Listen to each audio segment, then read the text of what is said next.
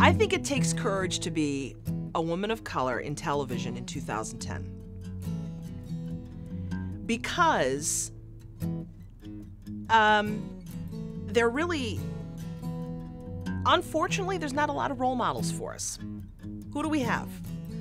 Oprah. We have Oprah. And I love Oprah. But it's a shame that there aren't more women of color. And maybe I speak ignorantly, or maybe I'm ignorant of the fact that in other cities there are women of color who are lead anchors, who headline shows at night at 10 o'clock and 11 o'clock. So it takes a lot of courage to be yourself in this industry. So as a result, you have to develop a very strong sense of self, that your particular brand of beauty, your particular, because let's be honest, women in TV were judged, I think, first and foremost by our appearance. But the truth is, I like who I am and I don't want to change. I think that in order to be a good leader, you have to be yourself.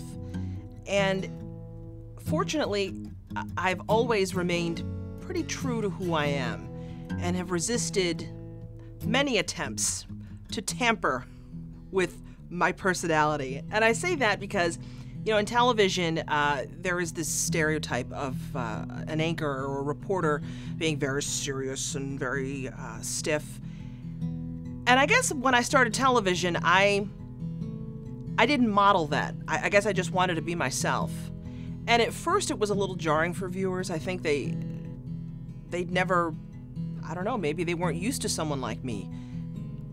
I refuse to be tampered with. I joke. I say I don't want to be tampered with. I just want to be who I am.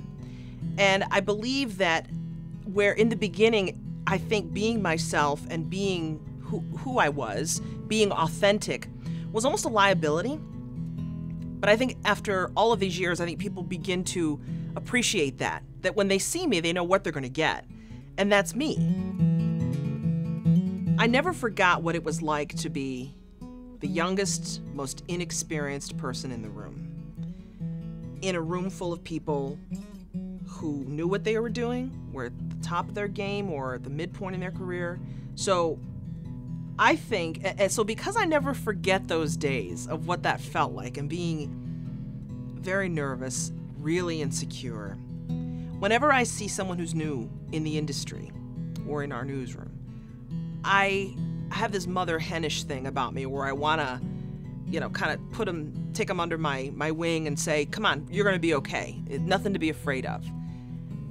So that's my way of giving back, is looking at someone who's new and remembering what it felt like to be new in a new place, full of people who seemed like they knew what they were doing all the time. So, you know, I try to mentor young journalists when they come through the newsroom, or when young people call me and say, you know, I really love to do what you do. Can you talk to me about it?